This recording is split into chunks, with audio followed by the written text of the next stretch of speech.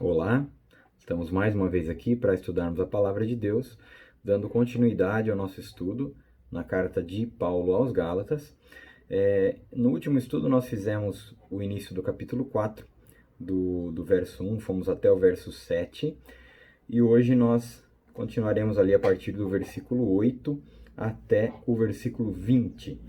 Então façamos a leitura da Palavra de Deus. Diz assim o texto: a partir do versículo 8, Gálatas 4, versículo 8. Mas, no passado, quando não conheciam a Deus, vocês eram escravos de deuses, que, por natureza, não são deuses. Mas agora que vocês conhecem a Deus, ou melhor, agora que vocês são conhecidos por Deus, como é que estão voltando outra vez aos rudimentos fracos e pobres, aos quais de novo querem servir como escravos? Vocês guardam dias, meses, tempos e anos. Receio que o meu trabalho por vocês tenha sido em vão. Sejam como eu sou, porque também eu sou como vocês. Isso é o que lhes peço, irmãos. Vocês não me ofenderam em nada. E vocês sabem que eu lhes preguei o evangelho a primeira vez por causa de uma enfermidade física. E por mais que a minha enfermidade na carne lhes tenha sido uma provação, vocês não me trataram com desprezo nem desgosto. Pelo contrário, me receberam como anjo de Deus, como o próprio Cristo Jesus. O que aconteceu com a felicidade que vocês tinham? Porque posso dar testemunho de que, se fosse possível, vocês teriam arrancado os próprios olhos para me dar. Será que, por dizer a verdade, me tornei inimigo de vocês? Esses que se mostram tão zelosos em relação a vocês não estão sendo sinceros. O que eles querem é afastar vocês de mim, para que vocês se interessem por eles. É bom sempre ser zeloso pelo bem, e não apenas quando estou com vocês. Meus filhos, por quem, de novo, estou sofrendo as dores de parto, até que Cristo seja formado em vocês. Bem que eu gostaria de estar agora aí com vocês e falar em outro tom de voz, porque estou perplexo com vocês. Graças a Deus pela sua palavra. Ah, bom, esse texto que nós lemos, ele vai apresentar um contraste. Na verdade, dois contrastes aqui. Um é em relação à fé no Evangelho e um contraste com as religiões do mundo, né? E o segundo ponto, o segundo contraste seria em relação ao ministério do mundo e ao ministério evangélico, tá? Então, o primeiro contraste em relação à fé no evangelho e as religiões do mundo, né? E o outro contraste seria no ministério do mundo, em contraste com o ministério evangélico. Bom, nós para estudar Gálatas, nós não podemos perder de vista, perder o foco em que Paulo, desde o início, ele está tratando de uma questão que ele julga da maior importância. E de novo eu digo isso, né? Já disse em outros estudos. Haviam se infiltrado na igreja falsos mestres que estavam aplicando ensinos judaizantes, então judeus que estavam fazendo com que os gentios cumprissem os rituais judaicos, né? Para serem aceitos por Deus, que não bastava, então, só a fé em Cristo, mas eles tinham que guardar os dias, as festas e os próprios rituais, inclusive, em algumas ocasiões, Paulo trata na palavra de Deus isso, a questão também da circuncisão. Então, Paulo aqui em Gálatas, ele está basicamente condenando o legalismo bíblico, que é você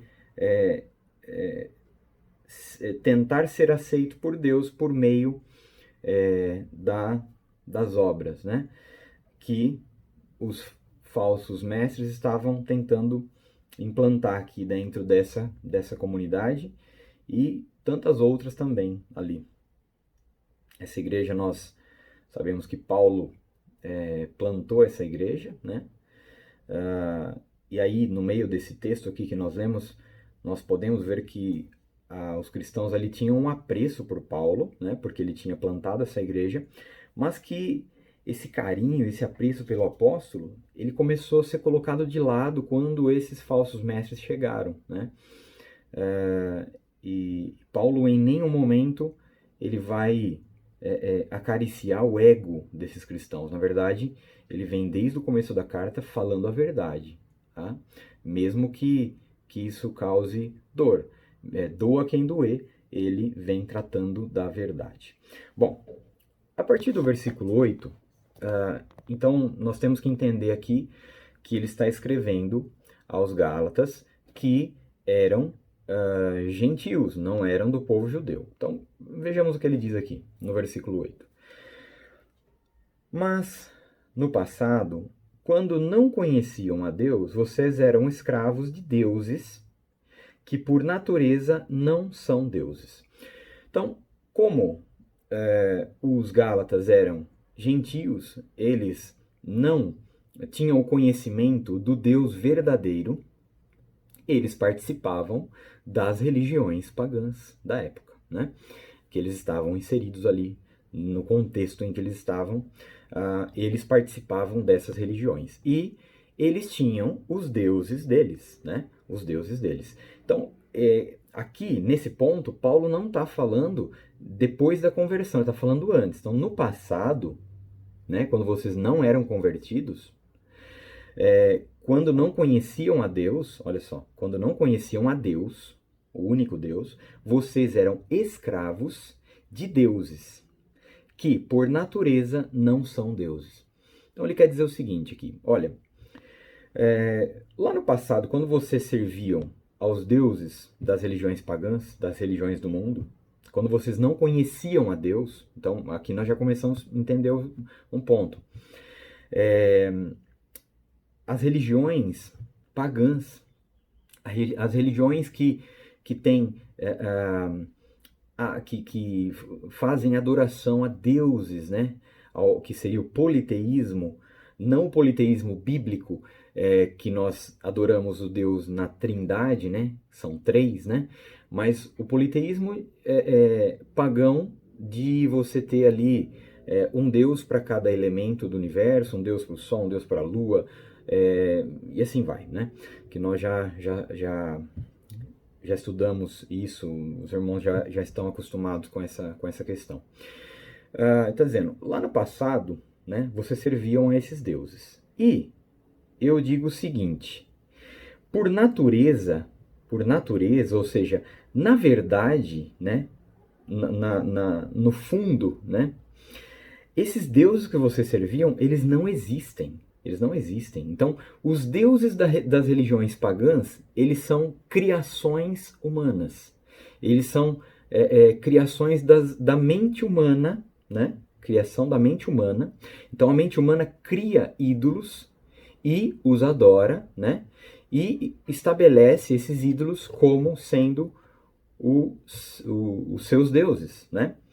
E ele diz que, então, nesse ponto, né, nessa condição, vocês eram escravos desses deuses. Olha que coisa. O Deus, ele nem existe. E vocês eram escravos deles. Olha só. As religiões do mundo, as religiões pagãs, que estabelecem deuses para todas as coisas. Esses deuses, eles não existem.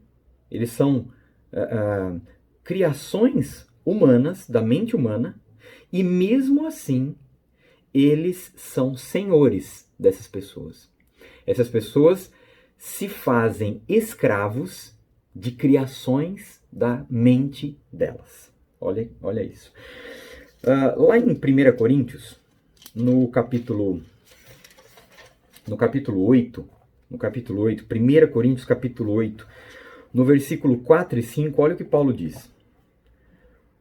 comer alimentos sacrificados a ídolos, sabemos que o ídolo, por si mesmo, nada é no mundo. Ou seja, não existe. O ídolo, ao qual até são sacrificados alimentos, e as pessoas ali participam disso, sabemos que o ídolo nada é no mundo por si mesmo. Por si mesmo. Ele, em si mesmo, nada é. Nada é. E que não há senão um só Deus. Olha o 5. Porque, ainda que existam alguns que são chamados de deuses, quer no céu ou sobre a terra, como há muitos deuses e muitos senhores. Para nós, os 6 agora.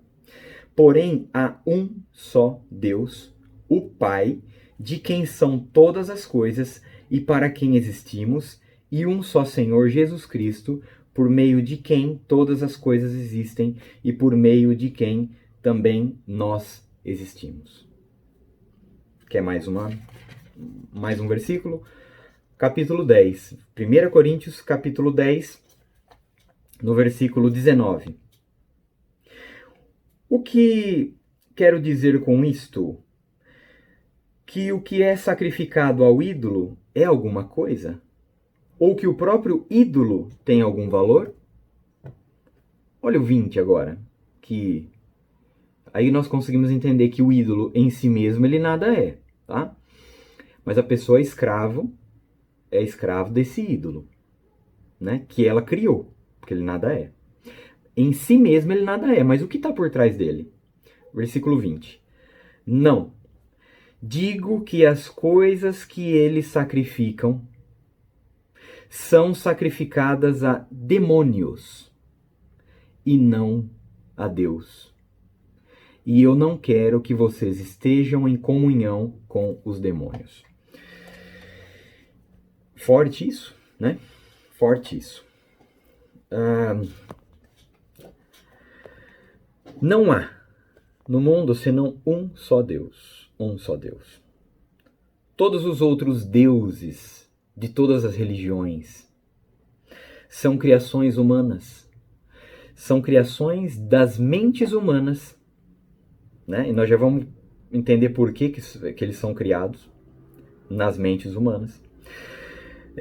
Eles são criados, não existem, mas por trás desses deuses está o inimigo de Deus. Então, quando as pessoas servem a esses deuses, sem saber, estão servindo aos próprios demônios. Não sou eu que estou dizendo isso, ok? Não sou eu quem está dizendo isso. Quem diz isto é a palavra de Deus. A palavra de Deus é que diz isto. Então Paulo está falando o seguinte: quando lá atrás vocês não conheciam a Deus e vocês eram escravos de deuses que por natureza não são deuses, até ali beleza. Agora, vocês, olha no 9, mas agora que vocês conhecem a Deus, ou melhor, agora que vocês são conhecidos por Deus, como é que estão voltando outra vez aos rudimentos fracos e pobres, aos quais de novo querem servir como escravos? Vamos lá. Agora é uma nova situação. Os Gálatas, mas agora que vocês conhecem a Deus, Paulo não está julgando os Gálatas não convertidos. Tanto é que ele já disse que eles foram revestidos de Cristo. E ele está dizendo aqui agora que vocês conhecem a Deus, né? Se nós formos lá para o Evangelho de João, no capítulo 17, no versículo 3, o que Jesus diz? A vida eterna é essa, que te conheçam a ti como o único e verdadeiro Deus e Jesus Cristo a quem enviaste. O convertido, o que define um cristão é o fato dele conhecer a Deus, não deuses, o único e verdadeiro Deus, né? Quando ele conhece a verdade. Por que a palavra diz que conhecereis a verdade vos libertará? Porque nós éramos escravos de um sistema, éramos escravos dos deuses criados pelo mundo, pela imaginação das pessoas, e nós acabamos sendo libertos porque conhecemos a verdade, né? E conhecemos, então, a verdade, nós conhecemos o único e verdadeiro Deus. Então, a vida eterna é essa, que te conheça um único e verdadeiro Deus, e é Jesus Cristo a quem enviaste. E lá, quando a Bíblia diz, conhecereis a verdade vos libertará, um pouquinho mais adiante diz, se pois o Filho vos libertar, verdadeiramente sereis livres. Libertar do quê? Libertar da escravidão. A escravidão é o quê? É a ignorância e mesmo que a pessoa julgue conhecer algo, ela não conhece, na verdade, nada. E por que o Filho liberta? Porque é Ele que nos introduz na presença do Pai. O que Jesus diz, né? Ninguém chega ao Pai senão por mim, né? Ninguém pode conhecer o Pai se eu não revelar o Pai, né? E, de certa forma, o Pai, Deus, ele tem que desejar se revelar àquela pessoa, né? Então, mas agora que vocês conhecem a Deus, vocês conheceram a verdade, vocês não estão mais naquela situação, tá? Mas agora que vocês conhecem a Deus, ou melhor, agora que vocês são conhecidos por Deus, o que ele está querendo dizer aqui, né? Não é que eles não conhecem a Deus, é Deus que conhece eles. Ele está fazendo duas colocações. Uma é, agora que vocês conhecem a Deus, aí ele está dizendo, melhor ainda que isso. Melhor ainda. Mais que isso, agora que Deus conhece vocês, e o que significa nós conhecermos Deus e Deus nos conhecer, né? Porque, irmãos, mais importante do que você conhecer Deus é Ele te conhecer. O que significa o verbo conhecer na palavra, na Escritura?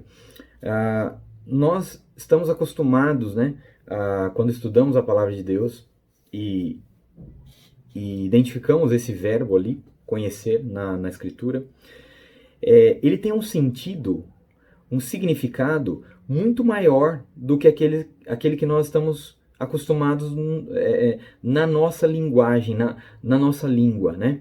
Então, quando você conhece alguém, por exemplo, hoje você encontrou uma pessoa que você não conhecia, conversou com ela, ela se apresentou, você ficou sabendo o nome dela, onde ela mora, tal, você nunca tinha visto essa pessoa, conversou com ela hoje de manhã, você conheceu essa pessoa. Então, nós estamos acostumados com esse termo, né? Conheci tal pessoa, né? O nome dela é tal, ela tem tantos anos, ela é casada, ela tem 3 filhos, ela mora aqui, tal. Então, conheci essa pessoa. Mas a Bíblia, quando esse verbo está colocado, né, lá, ele tem um significado mais profundo. Lembra quando nós estudamos as questões de relacionamento entre homem e mulher, né? Marido, esposa, esposa, marido. Quando a palavra diz que o homem conheceu a mulher, né? Esse verbo conhecer, ele tem um significado de intimidade profunda. A maior intimidade possível. Quando a Bíblia coloca que tal homem conheceu tal mulher, não é porque ele conversou, ficou sabendo o nome dela. É porque ele teve uma união tão íntima, a ponto de chegar na intimidade máxima de ter relação sexual com ela. Então, quando a Bíblia coloca esse verbo, nós entendemos que é quando o homem de fato teve a intimidade com a mulher consumada a tal ponto que ele teve relação sexual com ela, tá? Então aqui, quando esse verbo é usado, né, que Deus nos conhece, né, que é melhor do que nós conhecermos a Deus, é porque Deus nos conhece na intimidade absoluta e profunda, né? E o que é importante nós grifarmos aqui, né? Agora que vocês conhecem a Deus, ou melhor, que Deus conhece vocês, porque quem é a fonte de amor? Né? De quem parte todas as coisas? De você ou de Deus? Quem amou primeiro nessa relação entre você e Deus? Quem amou primeiro? Você ou ele? É, quem é o doador de algo? Você ou ele? Então, quem dá primeiro para depois receber? É você ou é Deus? É Deus que te amou primeiro ou você que amou ele primeiro? Então, de certa forma, é Deus que te conheceu primeiro ou você que conheceu ele primeiro? Tá? É por isso que melhor do que você conhecer Deus é ele te conhecer, porque você foi chamado quando você era amigo de Deus ou quando você era inimigo dele? Ele escolheu você para revelar o seu filho em você, quando você era amigo ou inimigo? Responda isso, né? Deus é amor, a fonte é ele. Ele nos amou primeiro. Ele nos escolheu. Quando nós estávamos longe, quando nós éramos escravos, quando nós éramos, pior que escravos, éramos inimigos, ele nos buscou. Ele veio primeiro. Ele foi buscar a ovelha perdida, tá? Então, Deus, quando Deus decide conhecer você, que significa ter intimidade com você, ele vem e faz isso. E aí, qual é a resposta sua? Você conhece ele. Quando Deus decide te conhecer, que é ter intimidade com você, se revelar a você, o que acontece? Você conhece ele, né? Você acaba conhecendo a Deus. Então, mas agora que vocês conhecem a Deus, ou melhor, agora que vocês são conhecidos por Deus, como é que estão voltando outra vez aos rudimentos fracos e pobres, aos quais de novo querem servir como escravos? Aqui Paulo está chamando os rudimentos fracos e pobres como a própria religião pagã, ou as religiões pagãs, tá? Só que, um detalhe, tá? Agora, os Gálatas já conhecem a Deus. Você entende que Paulo não está falando que os Gálatas estão voltando à idolatria pagã? Eles não estão voltando para lá. Não estão voltando para lá, para aqueles deuses. Não é isso. Ele está dizendo, antes vocês não conheciam a Deus e eram escravos desses deuses que nem existem. Agora vocês conhecem a Deus, ou melhor, Deus conhece vocês. Vocês estão voltando outra vez aos rudimentos fracos e pobres do mundo, aos quais de novo querem servir como escravos? Paulo não está falando que os Gálatas estão voltando para as religiões pagãs. Ele não está dizendo isso. Ele está dizendo que agora, dentro da religião verdadeira, agora eles conhecem a Deus. Agora, dentro da religião verdadeira, eles estão sendo escravos de algumas coisas ainda. Então, olha que interessante. A pessoa que é religiosa, o que é ser religioso? É cumprir as regras que a religião estabelece, tá? Mesmo que pareça que isso não pareça ruim, né? Mas olha só, não pode perder de vista a questão do legalismo bíblico que Paulo está condenando aqui, tá? Então Paulo está falando, vocês foram libertos, vocês conheceram a Deus, saíram da escravidão. Agora vocês estão voltando de volta para a escravidão, mas um outro tipo de escravidão. Vocês foram libertos pela graça de Deus. E agora vocês estão voltando para os rudimentos fracos e pobres do mundo, que são as mesmas, que é a mesma coisa de um pagão quando ele idolatra os deuses criados pelas suas mentes, né? A pessoa está agora dentro da religião verdadeira e ainda volta para a escravidão, porque dentro agora da religião que ela está, ela pode ser escrava de coisas ali dentro. aqui nós vemos que, de certa forma, a pessoa religiosa, ela está na mesma condição do ateu. Ela está na mesma condição da pessoa pagã. A pessoa religiosa, mesmo dentro do cristianismo, ela pode estar na mesma situação de um pagão ou de um ateu. Só que eu creio que a situação dela é pior. Por quê?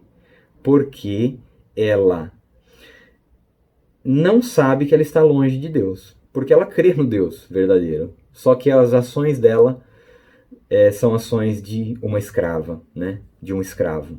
Não, ela não alcançou a liberdade, né? Então, o que seria considerado como uma pessoa religiosa, né? Até mais adiante ele vai falar. Aos quais de novo querem servir como escravos. Versículo 10. Vocês guardam dias, meses, tempos e anos. Receio que o meu trabalho por vocês tenha sido em vão. Irmãos, vocês conseguem identificar o que seria religiosidade dentro do cristianismo verdadeiro, né? Onde de fato você deveria alcançar liberdade pela graça? O que seria religiosidade? Dentro do cristianismo. Óbvio que não poderia ser nada fora da Bíblia, né? Porque você não vai buscar nada fora da Bíblia, a não ser aqui dentro, né? Então, o legalismo bíblico, ou seja, você ser salvo pela graça e voltar à prática das obras para ser aceito, é você voltar para trás e voltar para a escravidão. Você já foi liberto. Então você vai fazer o quê? Você vai pegar a lei agora, você vai pegar a lei e você vai tentar cumprir essa lei à risca. Senão, você não é aceito por Deus.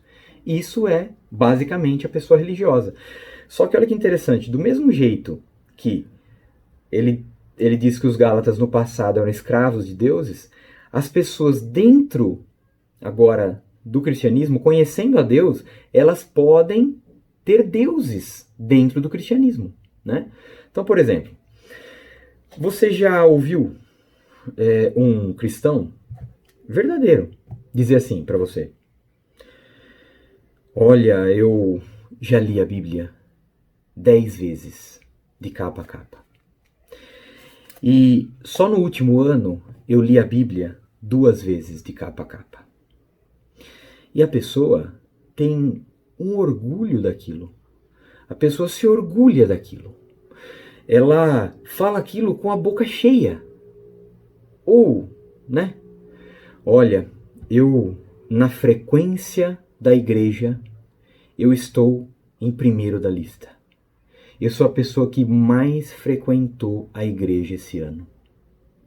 E a pessoa fala isso com a boca cheia. A pessoa fala isso com orgulho. Mas, pense bem, pense bem. Não é a frequência à igreja que te faz ser aceito por Deus, ou que faz Deus conhecer você.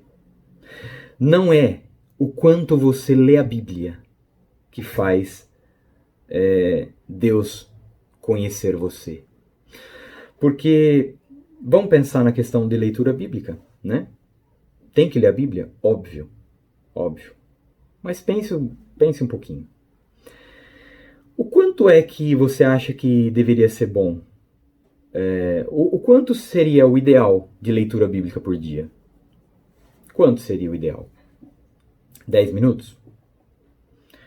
30 minutos? Quanto que é o ideal? É a palavra de Deus, do seu Pai, do Deus criador e sustentador do universo.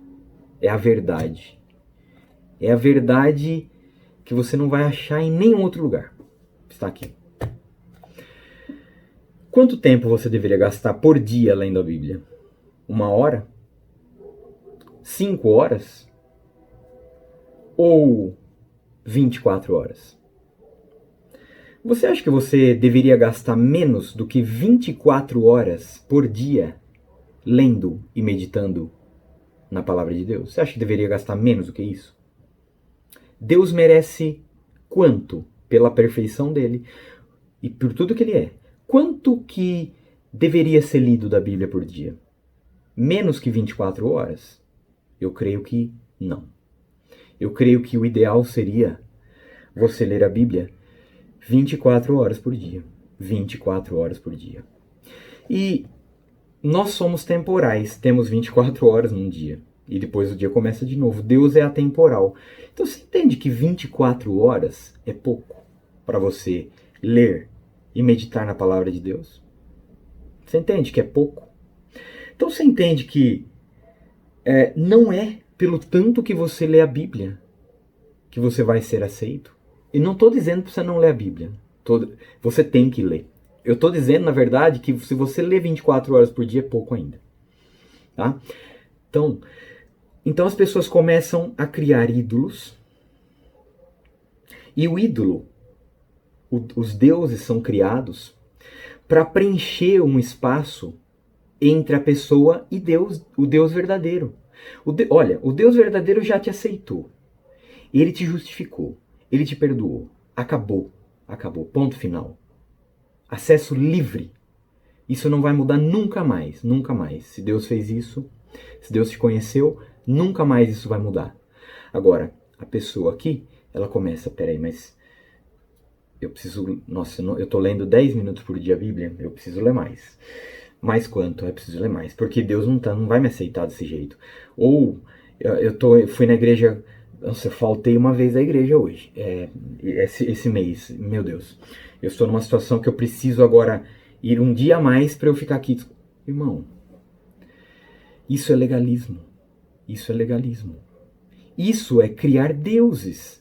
Isso é criar ídolos para colocar no lugar que só é de Deus. E quando você cria esse ídolo, você tem que cumprir a meta que aquele ídolo estabelece para você chegar a Deus. Entende? Você cria uma meta. Não, eu tenho que ler 1 hora por dia, e aí parece que na sua cabeça, se você lê 1 hora por dia de Bíblia, Deus vai te aceitar mais. Não é assim. Deus já te aceita. Tá? Não estou falando para você não ir na igreja. Só estou dizendo que se você for todo dia na igreja, ainda é pouco. Se você lê a Bíblia menos do que 24 horas por dia, ainda é pouco. É isso que eu estou dizendo. Então, a lei é tão perfeita, e tudo é tão perfeito, que você não atinge esse grau de perfeição. Então, tudo que você tenta atingir como grau de perfeição para alcançar a aceitação de Deus é um ídolo. Você está voltando à escravidão. Você está voltando a ser escravo, que é o que aqueles falsos mestres estavam fazendo com os Gálatas, tá? Bom, vamos seguir aqui. E aí, a partir do versículo 12, ele vai falar: sejam como eu sou, porque também eu sou como vocês. O que significa isso? Paulo está falando o seguinte: olha, porque nós vamos entender aqui nessa parte do texto que os Gálatas provavelmente estavam enxergando Paulo agora como não mais aquele homem que chegou, que pregou, porque Paulo estava trazendo um evangelho diferente daqueles falsos mestres agora, né? Eu não sei, Paulo parece que estava sendo tratado até como um inimigo, né? Um adversário. Aí ele diz, olha, sejam como eu sou, porque também eu sou como vocês. Paulo, quando foi para lá, ele viveu da forma com que os Gálatas viviam para alcançar os Gálatas. Ele diz, eu sou como vocês. Quando eu cheguei aí para pregar o evangelho, eu não fui diferente. Eu fui como vocês. Eu participei do que vocês participavam. Eu estive onde vocês estiveram e preguei o evangelho dessa forma, né? Eu não vim com nada, de certa forma, diferente no sentido de falar, olha, vocês têm que mudar o jeito de vocês se vestirem, porque assim Deus não aceita. Vocês estão... Entende que a cultura dos Gálatas não foi modificada. Paulo foi lá e participou daquela situação. Foi flexível essa presença dele lá, tá? Então ele não chegou como um legalista, né? Chegaria, olha, vocês estão usando um cabelo diferente, tem que usar o cabelo, não é assim que usa, é diferente que usa. Vocês não estão usando aí uma gravata, né? Não tinha gravata na época. Mas essa roupa aí, essa cor aí, não tem que mudar. Não, eu sou como vocês. Cheguei aí, vivi, participei de tudo como vocês e preguei o evangelho dessa forma, né? Sejam como eu sou. Olha, a transparência, né? Olha, eu fui como vocês são no modo de vida cultural, mas sejam como eu sou no modo em que, se trata da liberdade e do conhecimento verdadeiro de Deus. Sejam livres dessas amarras. Sejam livres desse legalismo, né? Olhem o meu modo de vida, me imitem, porque eu cheguei aí e fui flexível em certos pontos em relação à cultura de vocês. Eu participei daquilo que vocês participavam, mas eu introduzi uma verdade, que é a verdade principal. Agora, sejam como eu sou, olhem a liberdade que eu trouxe para vocês. Agora vocês querem voltar para a escravidão. Sejam como eu sou, livre dessas amarras. Né, imagina, entre linhas aqui, Paulo, ele era judeu, ele cumpria a lei à risca, né? Ele era irrepreensível, ele diz, né, no texto. No começo de Gálatas ali, ou em outros textos também ele diz isso, né? Quanto à lei, ele era zeloso, irrepreensível. Sejam como eu sou, eu mudei o meu modo de vida, eu considerei tudo isso, o cumprimento dessas regras, dessas leis, como nada, quando eu ganhei a Cristo e Cristo me deu a liberdade. Sejam como eu sou. Isto é o que lhes peço, irmãos. Vocês não me ofenderam em nada, né? Então, quando eu estive com vocês, nós tivemos ali um convívio, uma alegria. Vocês em nada me ofenderam, né? E versículo 13. E vocês sabem que eu lhes preguei o evangelho a primeira vez por causa de uma enfermidade física. Olha só, muito provavelmente Paulo não estabeleceu a sua ida até as regiões ali da Galácia, né, para pregar o evangelho. Não estava no script dessa viagem. Ele teve provavelmente que parar ali e foi, ele diz, por uma enfermidade física.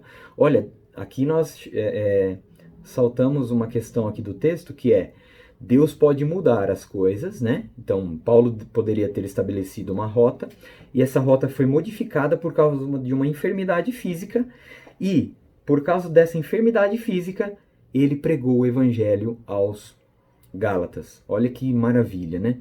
Deus usa, às vezes, questões ruins, né? Questões de adversidades, e as oportunidades aparecem dentro das adversidades, né?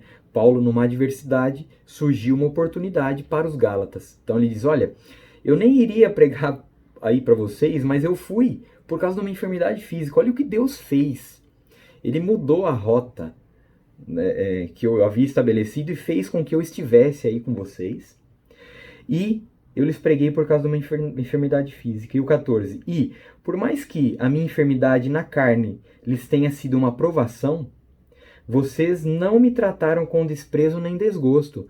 Quando eu estive aí, mesmo que eu estivesse com uma enfermidade, né? Eu não cheguei aí tranquilo, não. Vocês tiveram que cuidar de mim.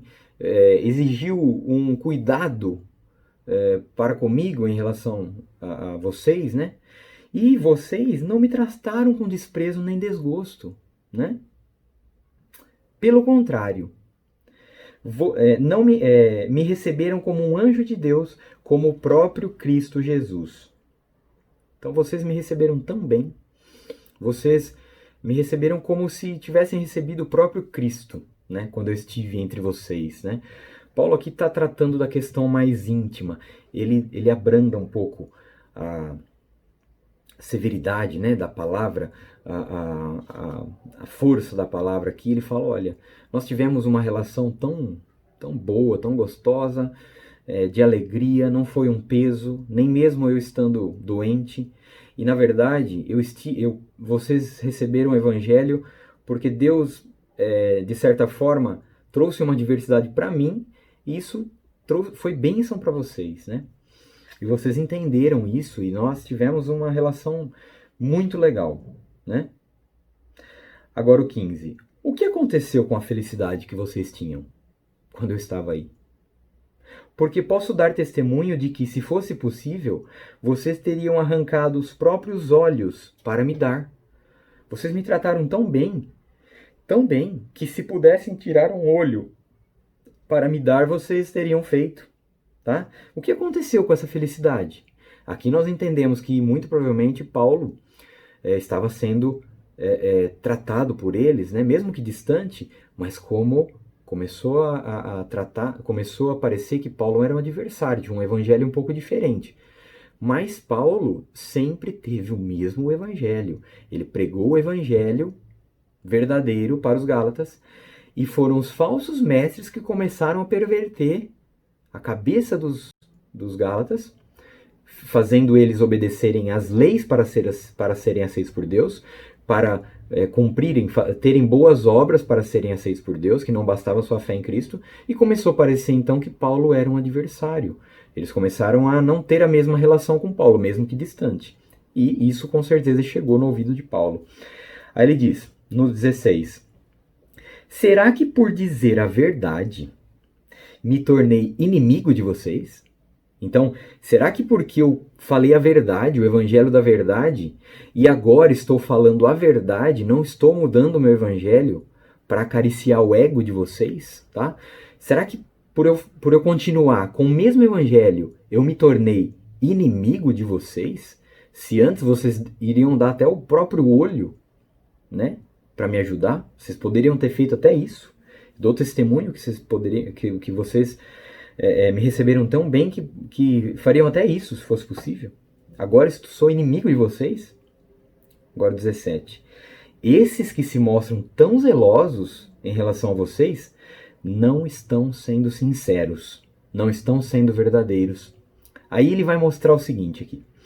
A diferença do ministério do mundo e do ministério evangélico. Olha só. O que eles querem é afastar vocês de mim para que vocês se interessem por eles. Qual é o ministério do mundo? É onde os líderes, os pastores, os pregadores querem fazer os seus ouvintes fãs deles. Eles querem fazer com que eles se interessem por eles. E se não for da boca deles, que eles vão ouvir a verdade, que não ouça da boca de ninguém, que só tem que vir deles. Então, olha só, eles querem que vocês se interessem por eles, ok? O foco é desses falsos mestres, trazendo novas situações, fazendo vocês serem legalistas, voltarem à escravidão, é porque eles querem que vocês sejam escravos, de certa forma, dos ensinamentos deles. Eles não estão sendo sinceros.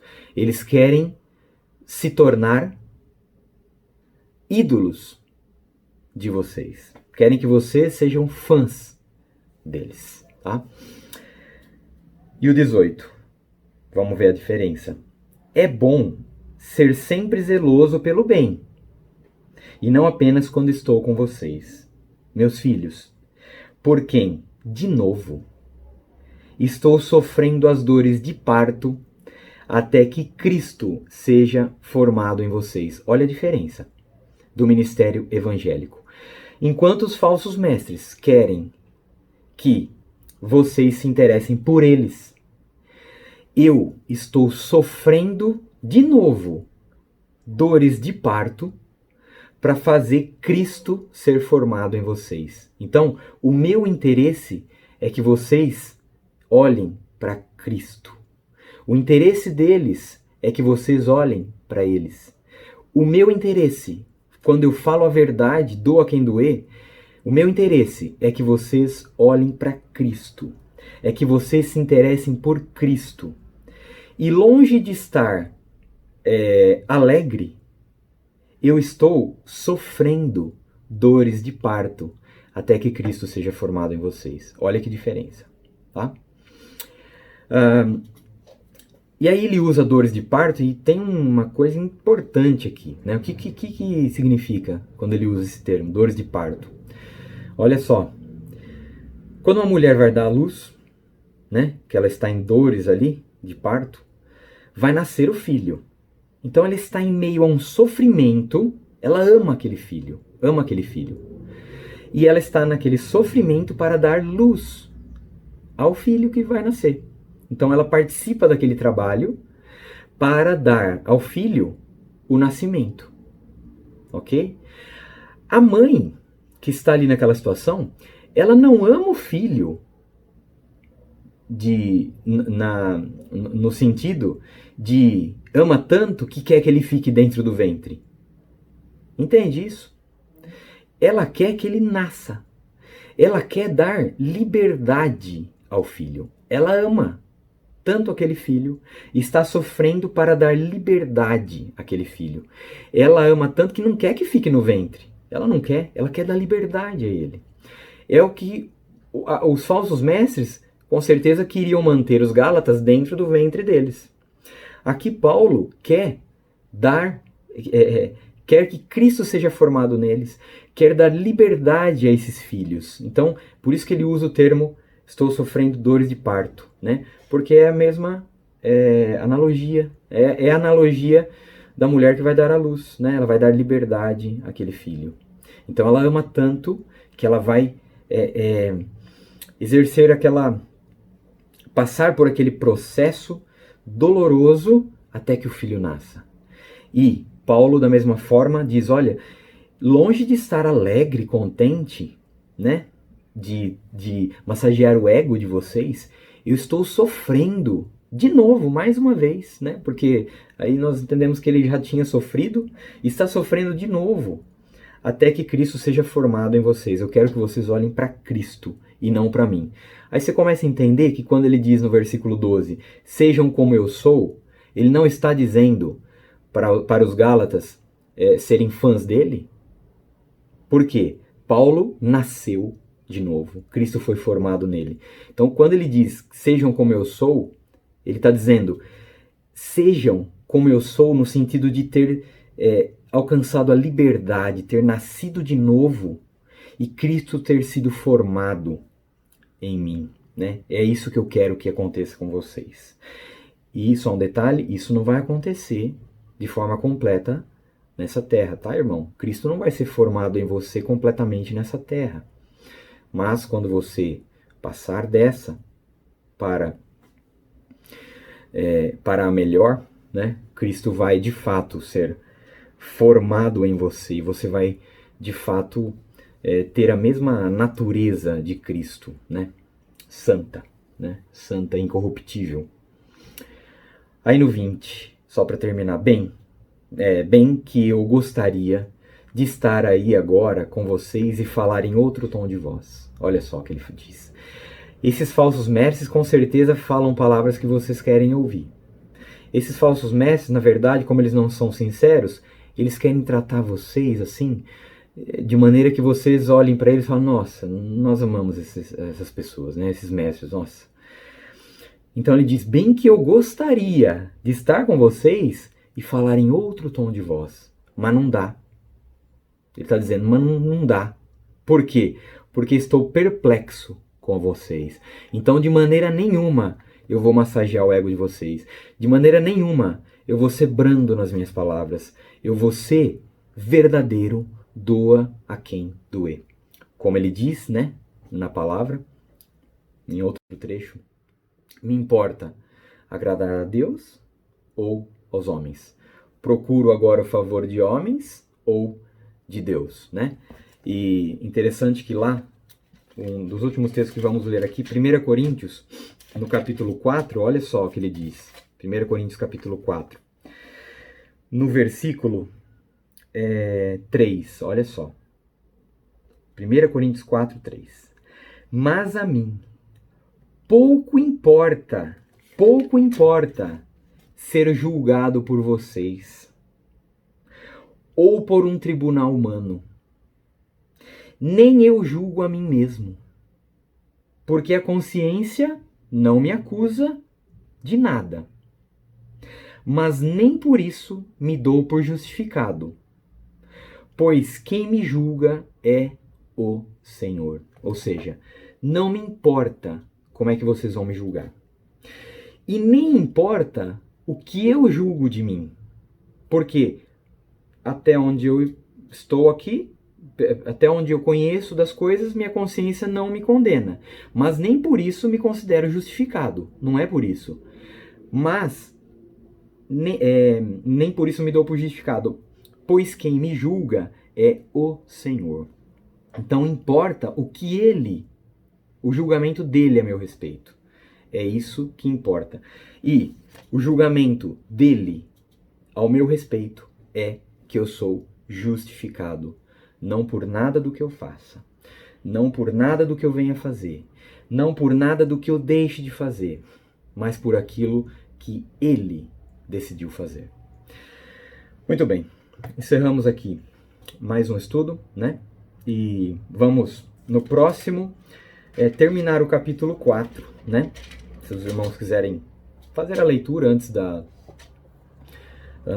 próximo estudo, é legal para já chegar com a cabeça aí com os versículos, né? E depois nós teremos mais 2 capítulos para encerrar, muito provavelmente mais 5 aulas, tá? 5 aulas. Nós encerramos Gálatas, tá? Mais 5 aulas encerramos o estudo da carta de Gálatas. Que os irmãos tenham uma semana abençoada, fiquem com Deus e até o próximo estudo. Um abraço a todos.